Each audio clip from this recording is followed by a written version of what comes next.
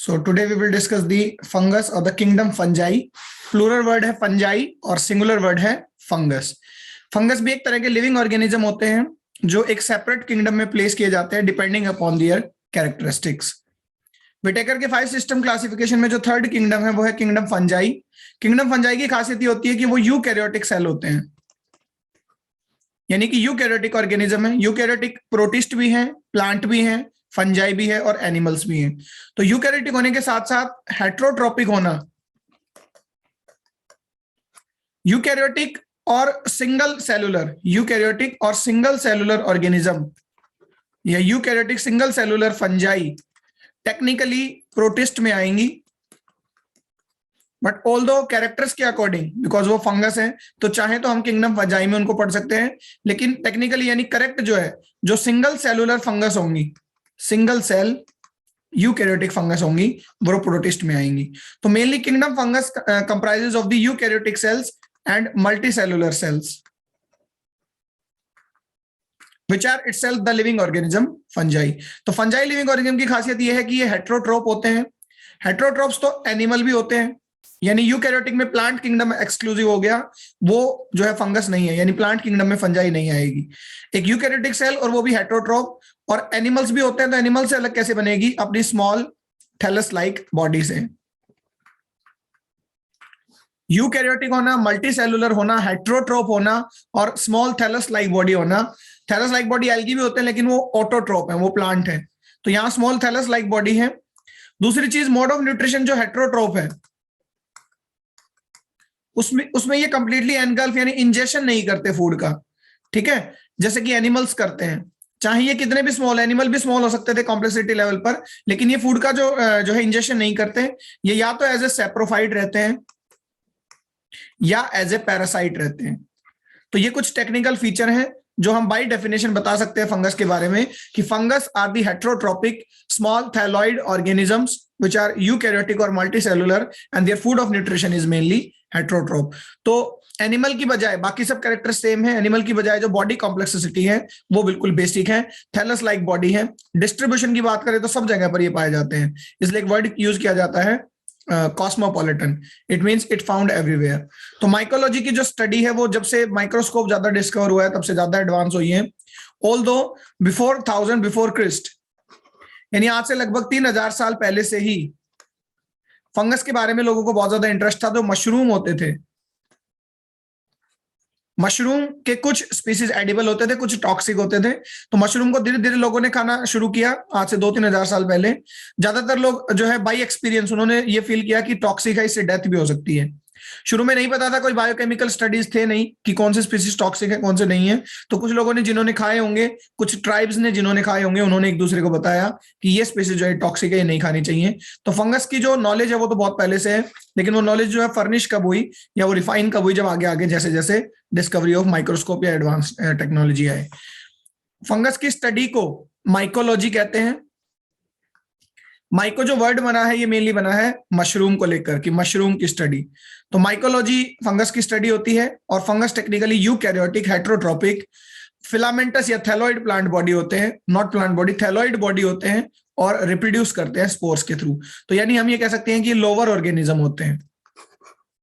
तो कुछ technical point भी हमें पता होना चाहिए कि एनिमल से कैसे अलग हैं, प्लांट से कैसे अलग हैं, एल्गी से कैसे अलग हैं, बैक्टीरिया से कैसे अलग है. बैक्टीरिया प्रोकैरियोट होते हैं, फंगस यूकैरियोट है.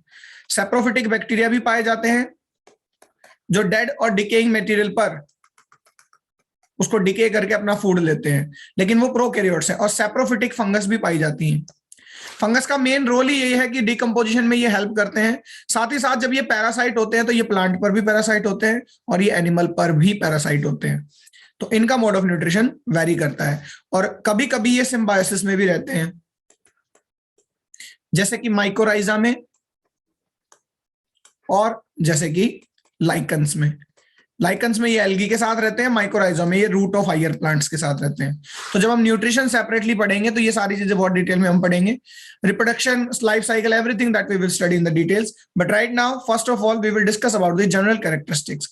The general characteristics will help us to better know the exact position and exact characteristics of the kingdom fungus की as a individual living organism ये होते क्या है.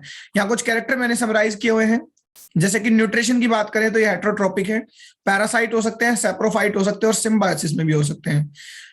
एज ए हेट्रोट्रोप इनके अंदर इंजेक्शन ऑफ फूड नहीं है कि एक जो एनिमल है वो दूसरे एनिमल को डायरेक्ट खा जाए, जैसा कि किसके अंदर होता है, एनिमल्स के अंदर। हालांकि कुछ फंगी हैं ऐसी जिन्हें प्रेडेशियस फंगी कहा जाता है, जो शिकारी फंगस है, यानी वो एक बॉडी बना लेते हैं स्पेशल, उसके अंदर मानो कोई इंसेक्ट आया, कोई निमेटोड आया, उसको खा जाते हैं ऑल्दो, बट ये रेयर है, कॉमन नहीं है, इसलिए यहाँ पर वर्ड रेयर लिखा गया है। थैलस ऑर्गेनाइजेशन होता है।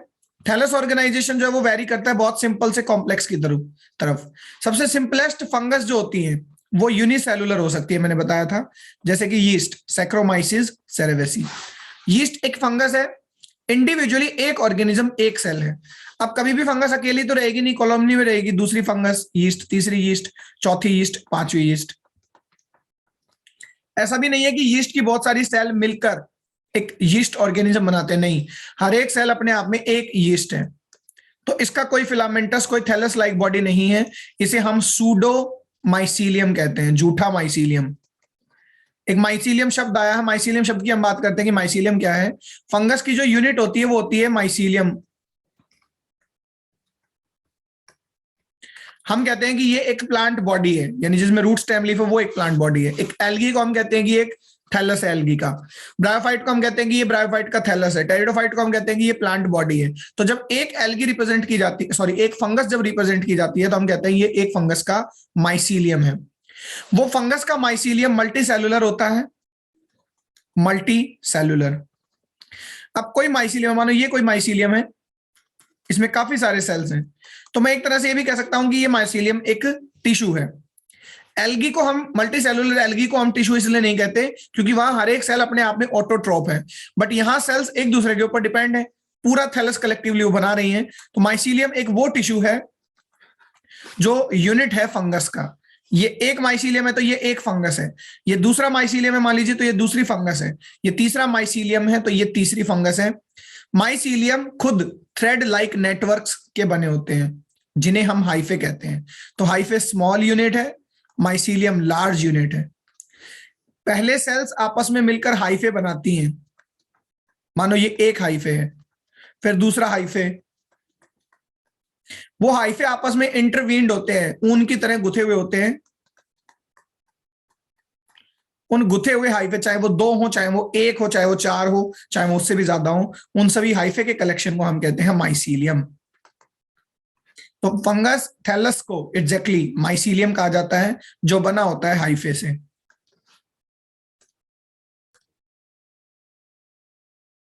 तो थैलस जो है वो यूनिसेलुलर होते हैं, यूनिसेलुलर को हालांकि प्रोटिस्ट में रखा जाएगा। फिलामेंटस होते हैं यानी फिलामेंट लाइक। वैसे तो माइक्रोस्कोपिक है एल्गी, तो पूरा जब नेटवर्क बन जाता है तब वो दिखाई देती है, जैसे चपाती पे लगती है, अचार पे लग जाती है, कॉमन से फंगस जो है, तो वो उनके फिलामेंट्स होते हैं, फिलामेंट लाइक स्ट्रक्चर्स दिखाई देते हैं।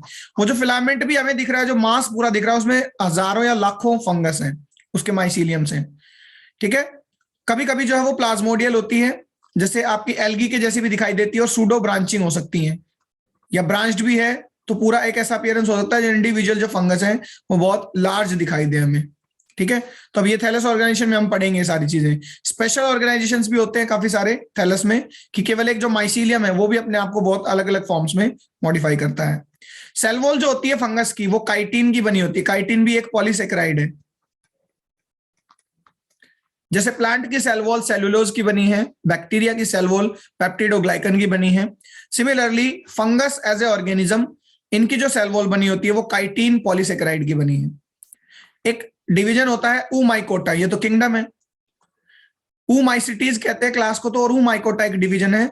उस डिवीजन की जो सेल वॉल है वो सेलुलोज की बनी है। सेलुलोज भी एक पॉलीसेकेराइड, आप जानते हो, प्लांट्स की भी सेल वॉल सेलुलोज की है, बट अदरवाइज काइटिन जो है इसकी बनी होती है। बहुत कॉमन सा क्वेश्चन है, कई बार आता भी है। सेक्सुअलिटी तीनों है। लाइफ साइकिल जब हम पढ़ेंगे तो तीनों तरह से रिप्रोडक्शन ही करती है, ए सेक्सुअल भी, सेक्सुअल भी और पैरासेक्सुअल। पैरासेक्सुअलिटी भी हम पढ़ेंगे, एक स्पेशल टाइप का रिप्रोडक्शन है जो केवल और केवल फंगस में ही पाया जाता है। तो यहां हम चाहें तो वेजिटेटिव भी इंक्लूड कर सकते हैं, सेक्सुअल या वेजिटेटिव, दोनों तरह का रिप्रोडक्शन होता है, और सेक्सुअल भी होता है। हैबिट की बात करें तो यूबिक्विटस है यानी एवरीवेयर। सेप्रोब्स हैं, पैरासाइट्स हैं और सिम्बायोट्स हैं। यूबिक्विटस का मतलब है कॉस्मोपॉलिटन है, वो हर जगह जहां पर लाइफ पॉसिबल है वहां हर जगह पर फंगस लगभग मिलती है, चाहे टेरेस्ट्रियल इकोसिस्टम हो, चाहे एक्वेटिक इकोसिस्टम हो, पानी में भी मिलेगी, ओशन में भी मिलेगी, रिवर में भी मिलेगी, इवन एयर में भी मिलेगी, ह्यूमिडिटी में भी मिलेगी, वॉल्स पर भी मिलेगी, हैंगिंग गार्डन्स में, हैंगिंग जो भी प्लेसेस होते हैं वहां पर भी मिलेगी, ट्री से हैंग होती हुई मिलेगी, सिम्बायंट की तरह मिलेगी यानी लाइकन के अंदर मिलेगी, माइकोराइजा में मिलेगी, एवरीवेयर, स्किन पर मिलेगी, एक्टोबार भी मिलेगी और एंडो भी मिलेगी, ठीक है, ऑर्गन्स में मिल सकती है, एनिमल्स पर मिल सकती है, उनके गट्स में मिल सकती है इवन। तो जहां भी जगह मिलता है, जहां भी इसको ह्यूमिडिटी के थ्रू इसके स्पोर्स पहुंच जाते हैं बेसिकली, तो वहां फंगस ग्रो हो ही जाती है, ठीक है। अभी जैसे कुछ दिन पहले एक ब्लैक फंगस चला हुआ था, तो फंगस जो है वो डिजीज भी कॉज करते हैं ऑफकोर्स, तभी तो ये पैरासाइट है, और प्लांट के तो एक रेंज ऑफ डिजीज हैं जो फंगस ही कॉज करती है। डिस्ट्रीब्यूशन कॉस्मोपॉलिटन, तो वो हैबिट वाली बात है। तो ये तो कुछ जनरल कैरेक्टर थे, अब हम इनको जो है सीक्वेंशियली एक एक करके डिस्कस करते हैं। फंगी कॉस्मोपॉलिटन होती है, कॉस्मोपॉलिटन होने का मतलब सब जगह पाया जाएगा, जस्ट अभी हमने पॉइंट डिस्कस किया। ये हेटेरोट्रोप होती है, अपना फूड खुद कभी भी नहीं बना सकती, कोई भी फंगस खुद अपना फूड नहीं बनाती। वो फंगस जो लाइकन के साथ भी रह रही है, मतलब एल्गी के साथ टू फॉर्म द लाइकन, उसमें भी एल्गल पार्टनर अपना फूड बनाता है, फंगस वहां पर उसे केवल सपोर्ट ही देती है। रूट में के साथ जो फंगस रह रही है वो भी उसको वाटर एब्जॉर्प्शन कराने के लिए उसका एरिया बढ़ा रही है, लेकिन फूड कभी भी नहीं बना सकती। ऑलवेज क्या है, आपका हेटेरोट्रोप है, और हेटेरोट्रोप में आप जानते हैं या तो पैरासिटिक या सैप्रोफिटिक, और रेयरली सिम्बायोट्स की तरह भी रह सकते हैं, जैसे लाइकन्स हो गए या माइकोराइजा। प्लांट बॉडी यूनिसेलुलर होती है, जैसे कि काइट्रियम में या सैक्रोमाइसीज में, यीस्ट में। तो यूनिसेलुलर वाले हम प्रोटिस्ट में कंसीडर करते हैं, बट ऑर्गेनाइजेशन वही है कि बहुत सबसे सिंपलेस्ट जो फंगस है वो यीस्ट है। ये फिलामेंटस होते हैं कि जो है फिलामेंट लाइक, मान लीजिए ये एक फिलामेंट है, ये सेप्टेट भी हो सकता है और नॉन सेप्टेट भी, फिलहाल ये सेप्टेट है, इसमें सेप्टम्स यानी कि सेक्शन है, और फिलामेंट ऐसे भी हो सकते हैं जिनमें कोई सेक्शन ना हो, न्यूक्लियस बहुत सारे हो। इस कंडीशन को आप याद रखिए, हमेशा इसे सिनोसिटिक कहते हैं। जब एक ही फिलामेंट में, वो चाहे एल्गी का हो, वो चाहे फंगस का हो, उसमें कोई बॉर्डर नहीं हो और न्यूक्लियस बहुत सारे हो, तो इस कंडीशन को सिनोसिटिक कंडीशन कहा जाता है। जब सेप्टम बन जाते हैं तो ये सेप्टेट हो जाता है। सिनोसिटिक भी और सेप्टेट भी ब्रांच्ड भी हो सकते हैं और नॉन ब्रांच्ड भी। देखो सेप्टेट ब्रांच ड्रॉ करते हैं कुछ इस तरह से, फिर कुछ इस तरह से, ये सेप्टेट ब्रांच्ड है, ये सिनोसिटिक ब्रांच्ड है कि न्यूक्लियस बहुत सारे हैं, सेक्शन कोई नहीं है और ब्रांचिंग है। तो सिनोसिटिक और सेप्टेट ये बहुत कॉमन फॉर्म है दोनों।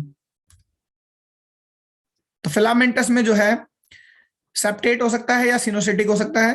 सेप्टेट माइसीलियम जो है उसके अंदर काफी सारे मतलब उसमें भी केस हो सकते हैं कि एक ही न्यूक्लियस हो, मानो ये सेप्टेट है, ये है मोनोकैरियोटिक सेप्टेट, मोनोकैरियोटिक। अगर हर एक सेक्शन में दो दो न्यूक्लियस है तो ये डाइकैरियोटिक सेप्टेट,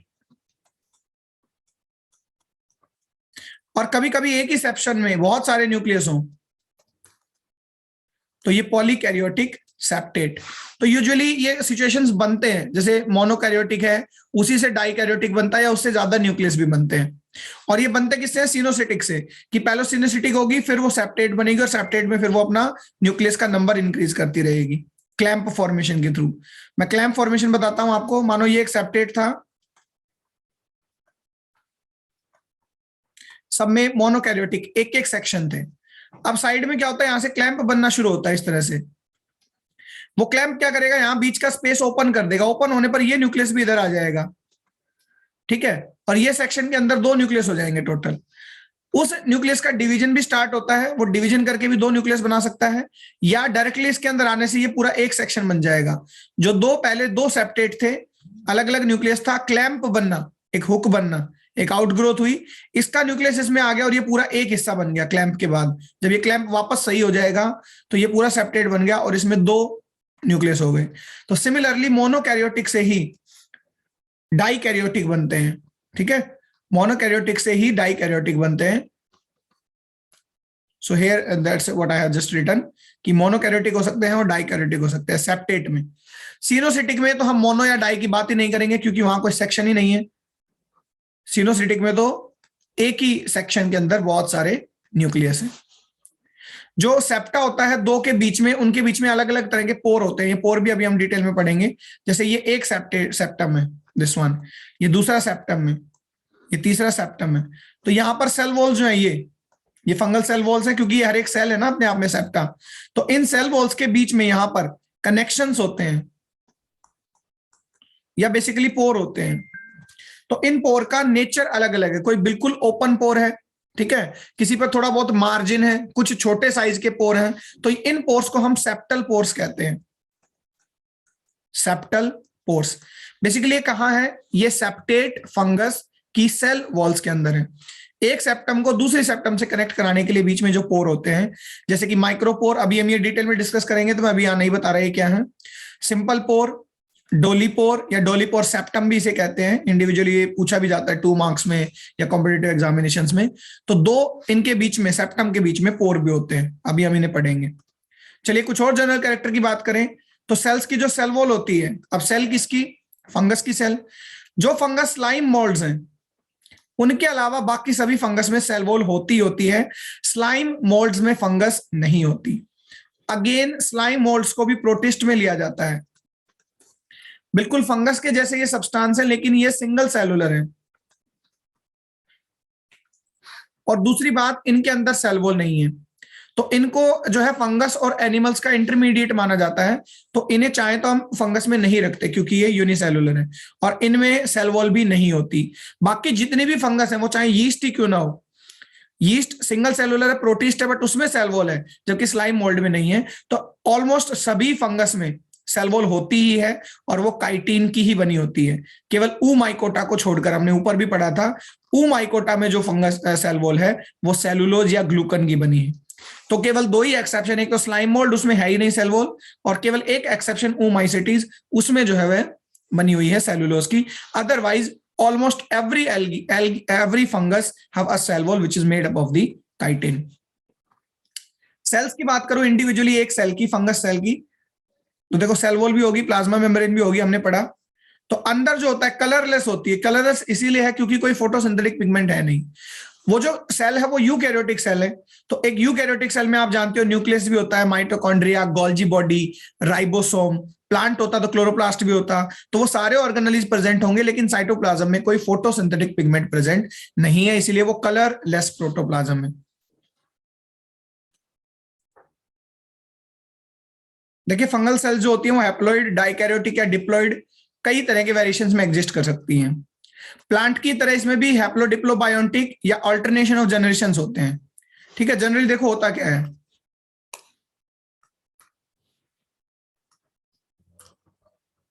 एक इंडिविजुअल फंगस का कोई माइसीलियम किसी भी तरह का, काफी सारे हाइफे उसमें हो सकते हैं और काफी सारी उसमें सेल हैं। ठीक है, ये माइसीलियम, इस माइसीलियम की सारी सेल्स हैप्लॉइड हैं। ये एक मल्टी सेलुलर माइसीलियम है, चाहे इसमें कितने भी हाइफे हों, we doesn't have any concern, सभी सेल्स हैप्लॉइड हैं। अब जब ये स्पोर्स या एसेक्सुअल रिप्रोडक्शन से रिप्रोड्यूस करना चाहेगा, एसेक्सुअल रिप्रोडक्शन में क्या होता है कि इसी माइसीलियम की कुछ सेल्स स्पोर्स बन जाएंगी अलग से, कुछ सेल्स बन गई स्पोर्स। ये स्पोर्स एसेक्सुअल स्पोर्स हैं, ये मोटाइल हो सकते हैं, नॉन मोटाइल हो सकते हैं, अलग अलग तरह के हो सकते हैं, हम पढ़ेंगे इनके बारे में भी जब हम रिप्रोडक्शन टॉपिक पढ़ेंगे। ये स्पोर हैप्लॉइड है खुद, ठीक है, कोई माइटोसिस की जरूरत नहीं पड़ी, कुछ सेल स्पोर्स बन गए, स्पोर्स जर्मिनेट कर कर एक नई माइसीलियम को उन्होंने बर्थ दिया या जन्म दिया, तो नई फंगस बन गई। ऐसे ही जब वेजिटेटिव रिप्रोडक्शन होता है तो भी कुछ पार्ट अलग हुआ फ्रेगमेंटेशन से, या माइसीलियम में से ही बडिंग हुई। ठीक है, और क्योंकि यूकैरियोटिक सेल है ना, तो ये माइटोसिस इजीली कर सकती है, यानी सेल डिवीजन इजीली कर सकता है। तो माइसीलियम के अंदर से बडिंग हुई, वो बडिंग एक नई फंगस के अंदर डेवलप हो गई, तो यहां सारी सेल्स हैप्लॉइड है। अब बात करते हैं सेक्सुअल रिप्रोडक्शन की। एक माइसीलियम पर गैमीट्स, पहली बात तो गैमेटोफाइट होंगे जिनके अंदर गैमीट बनेंगे, यानी इनके सेक्स ऑर्गन है वो भी हैप्लॉइड है। एक ही माइसीलियम पर दोनों सेक्स ऑर्गन हो सकते हैं, या मेल माइसीलियम अलग हो सकता है, फीमेल माइसीलियम अलग हो सकता है, what ever be the concern, हमें कोई उससे मतलब नहीं, हमें मतलब है कि हमें 2 गैमीट चाहिए सेक्सुअल रिप्रोडक्शन में। गैमीट जब आपस में फ्यूज होते हैं तो वो बनाते हैं जाइगोट। फर्टिलाइजेशन का प्रोडक्ट जाइगोट होता है, लेकिन यहां डायरेक्ट जाइगोट नहीं बनता। यहां समझिए क्या होगा, पहले जब 2 गैमीट आपस में कांटेक्ट में आएंगे तो पहले उनका साइटोप्लाज्म आपस में फ्यूज करेगा, दोनों का साइटोप्लाज्म अगर आपस में फ्यूज करा तो ये डाई कैरियन स्टेज बनेगी, डाई कैरियन, जिसमें 2 न्यूक्लियस हैं। अभी तक हुई है प्लाज्मोगैमी। फर्टिलाइजेशन अलग तरह का है, और ऑर्गेनिज्म में तो गैमीट जो होता है वो दूसरे गैमीट के अंदर डायरेक्ट फ्यूज करके जाइगोट यानी डिप्लॉइड सेल बनाता है। अभी डिप्लॉइड सेल नहीं है, अभी एक इंटरमीडिएट सेल ही है, ना तो ये हैप्लॉइड है ना ये डिप्लॉइड है, इसे डाई कैरियन स्टेज कहते हैं। फिर अब न्यूक्लियस भी फ्यूज कर जाएंगे। प्लाज्मो यानी आपका साइटोप्लाज्म तो फ्यूज पहले ही कर चुका था प्लाज्मोगैमी में, अब होगी कैरियोगैमी। तो ये दोनों न्यूक्लियस मिलकर एक बड़ा न्यूक्लियस बन जाएगा, और ये सेल अब डिप्लॉइड बनेगी, क्योंकि क्रोमोसोम्स तो एक ही न्यूक्लियस में अरेंज होने चाहिए। ये डिप्लॉइड स्टेज है, ठीक है। तो डाई कैरियन स्टेज, फिर डिप्लॉइड स्टेज। अब ये डिप्लॉइड स्टेज डेवलप होती है, ये जाइगोट एक तरह से। अब फाइनली जाइगोट है, ये डिप्लॉइड जो स्टेज है ये जाइगोट है। जाइगोट भी अच्छा, अब जाइगोट मियोसिस करके पहले स्पोर बनाता है।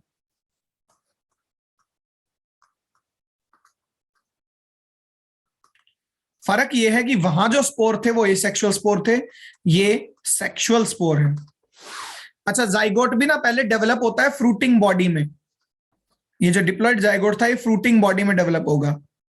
तो देखो, अगर जाइगोट डिप्लॉइड है तो वो फ्रूटिंग बॉडी भी डिप्लॉइड होगी। जो जाइगोट बना वो आप जानते हैं माइटोसिस करेगा। जाइगोट माइटोसिस करके ही तो एम्ब्रियो बनाता है प्लांट में या ह्यूमंस में भी। यहां कोई एम्ब्रियो नहीं बन रहा, यहां जैसे ही फर्टिलाइजेशन हुआ पहले कुछ देर तक डाइकैरियन स्टेज रही, फिर जाइगोट बना, जाइगोट से फ्रूटिंग बॉडी बनी। फॉर एग्जांपल एस्कोमाइसिटीज एक फैमिली है, एस्कोमाइसिटीज, उसमें एस्कोकार्प एक फ्रूटिंग बॉडी बनती है, एस्कोकार्प। ये एस्कोकार्प है मानो, ठीक है। अब एस्कोकार्प का काम है ये स्पोर बनाएगा, एस्कोस्पोर। 8 एस्कोस्पोर बनते हैं एक एस्कोकार्प में से। तो वो स्पोर हैप्लॉइड है, बड़ा मियोसिस से है, लेकिन वो स्पोर सेक्सुअल स्पोर है। एस्कोकार्प जो स्पोर है वो सेक्सुअल स्पोर है। तो ये जो स्पोर होंगे हैप्लॉइड, ये नई एक माइसीलियम को जन्म देंगे। तो फाइनली ऐसे जो हमारी सेक्सुअल साइकिल कंप्लीट होती है, this will be a new mycelium. तो बहुत प्रिमिटिव सा एक लाइफ साइकिल है, कोई बहुत ज्यादा कॉम्प्लेक्स नहीं है। या तो ये सेक्सुअल या वेजिटेटिव, हैप्लॉइड से हैप्लॉइड, नया माइसीलियम। सेक्सुअल भी होता है तो गैमीट कांटेक्ट में आते हैं। प्लाज्मोगैमी उनका पहले साइटोप्लाज्म फ्यूज होगा, फिर कैरियोगैमी उनका जो है न्यूक्लियस भी फ्यूज हो जाएगा, डिप्लॉइड जाइगोट बन जाएगा। जाइगोट डेवलप होगा फ्रूटिंग बॉडीज में बाय सक्सेसिव सेल डिविजन्स और द माइटोसिस, क्योंकि एक ही बार मियोसिस होना, अभी तो माइटोसिस हो रहा है। फिर जब स्पोर बनने होंगे ना उस फ्रूटिंग बॉडी से, तब मियोसिस होगा। तो डिप्लॉइड फ्रूटिंग बॉडी, दो ही चीजें डिप्लॉइड है बेसिस में। उसके बाद फाइनली स्पोर हैप्लॉइड और फिर माइसीलियम अगेन हैप्लॉइड। तो यही बात यहां पर कही गई थी कि जो सेल्स हैं वो हैप्लॉइड होती है, डाई कैरियोटिक होती है, वो इंटरमीडिएट स्टेज, और डिप्लॉइड होती है finally like zygote, like fruiting body, and the spores are itself haploid, either they are sexual और दे आर एसेक्सुअल। जो डिप्लॉइड फेज होती है वो एफिमरल, एफिमरल का मतलब बहुत कम देर तक रहती है। तो ऑफ कोर्स कम देर रहेगी, जल्दी से फ्रूटिंग बॉडी होंगी और वो दोबारा स्पोर्स के अंदर चेंज हो जाएंगे, क्योंकि इनका लाइफ साइकिल ही बहुत छोटा है, पहली बात तो। दूसरा, ये नंबर हाई नंबर में प्रोड्यूस होते हैं। एक जगह पर अगर फंगस आ गई तो बहुत मुश्किल है उसको वहां से डिस्ट्रॉय करना, क्योंकि जल्दी जल्दी वो सेक्सुअल रिप्रोडक्शन के थ्रू अपना काउंट जो है वो इंक्रीज करती रहेगी।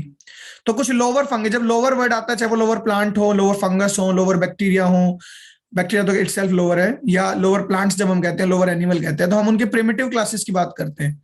लोअर का मतलब है इवोल्यूशन में लोअर, जो पहले बनी होंगी, जैसे कि मैस्टिगोमाइकोटिना।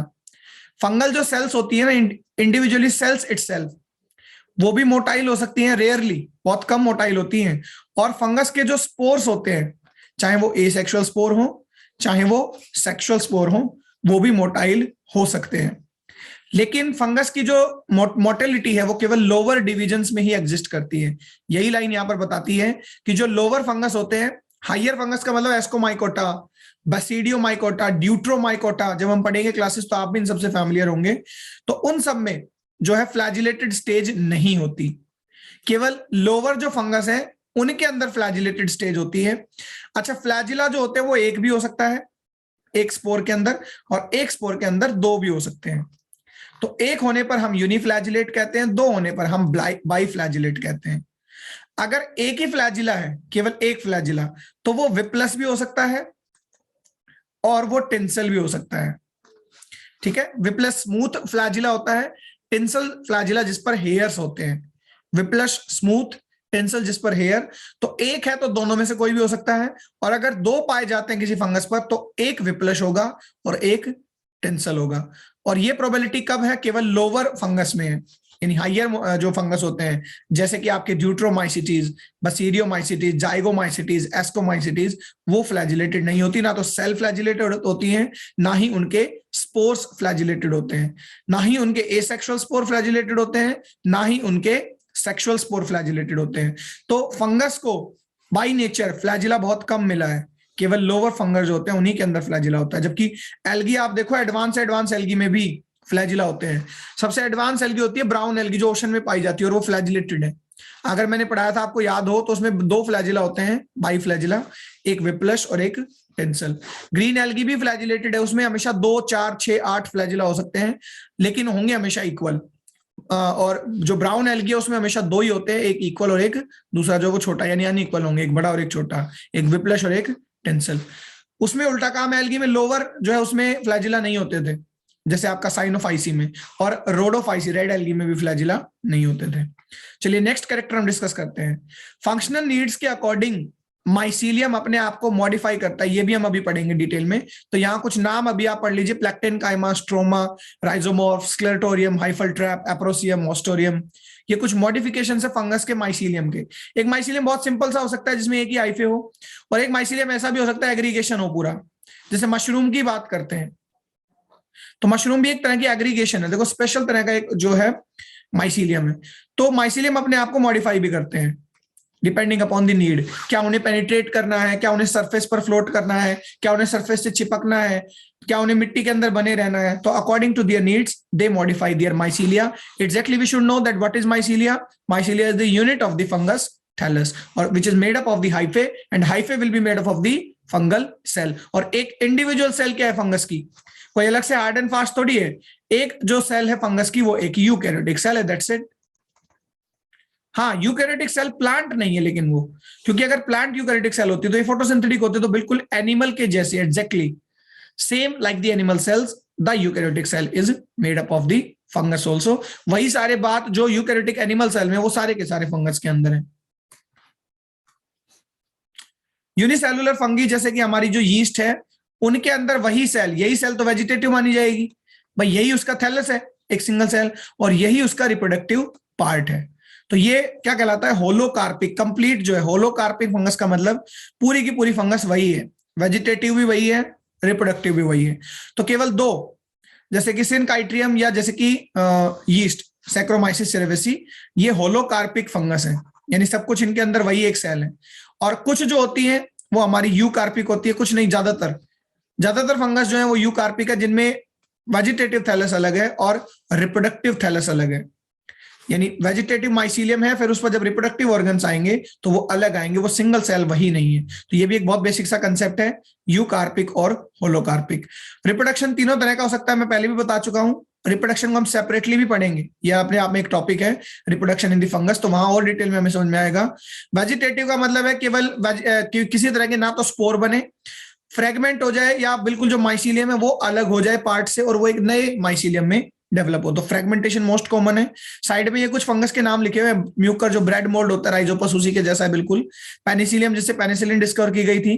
फिसेरियम जो लाइकन का भी कंपोनेंट होता है, तो ये एक एस्कोमाइसिटिस की फंगस है ये भी। सैक्रोमाइसिस यीस्ट हो गया, यूस्टिलागो जो स्मट कोज करते हैं, सैक्रोमाइसिस फिर से यीस्ट आ गया। तो फ्रेगमेंटेशन, बडिंग, फिजन, ये आप जानते होंगे। फ्रेगमेंटेशन बिल्कुल टुकड़े हो जाना, बडिंग एक आउटग्रोथ बनना, और वो आउटग्रोथ नए माइसीलियम में जनरेट कर जाना, और फीजन बैक्टीरिया की तरह दो इक्वल पार्ट्स में डिवाइड करना, और दोनों फिर एक नए माइसीलियम में प्रोड्यूस हो जाना। एसेक्सुअल स्पोर सबसे ज्यादा कॉमन मेथड है, ज्यादातर फंगस इसी से रिप्रोड्यूस करती है कि वो अपने अंदर से कुछ सेल्स को स्पोर बना लेती है, एसेक्सुअल स्पोर। वो स्पोर अनफेवरेबल कंडीशन में, बिल्कुल चाहे अनफेवरेबल कंडीशन 500 या 1000 साल भी चले, तब भी वो स्पोर जो है वो वाइबल रहेंगे। जैसे ही उनको फेवरेबल कंडीशन मिलती है, वो स्पोर जहां भी पहुंचेगा वहां जाकर वो नई फंगस ग्रो कर जाएगी। तो कई तरह के स्पोर होते हैं, जैसे कि जू स्पोर हो गए, कोनिडियो स्पोर हो गए, ठीक है, ओइडिया स्पोर हो गए, सारे पढ़ेंगे हम। ये लाइकन में भी आते हैं, तो बहुत इंपॉर्टेंट है ये सारे स्पोर। ओडिया जो होते हैं या ओइडिया, ये लाइकन बनाने में भी मदद करते हैं। कोनिडिया भी लाइकन बनाने में मदद करता है, क्योंकि लाइकन बनेगा कैसे, जब किसी एल्गी, पहले तो एल्गी आएगी, जब किसी एल्गी और फंगस का एसोसिएशन होगा नेचर में अपने आप, तब लाइकन बनता है। तो फंगल स्पोर आने भी जरूरी है और एल्गी का स्पोर आना भी वहां जरूरी है। तो ये कुछ एसेक्सुअल स्पोर है जो बहुत तेजी से रिप्रोड्यूस कराते हैं फंगस को।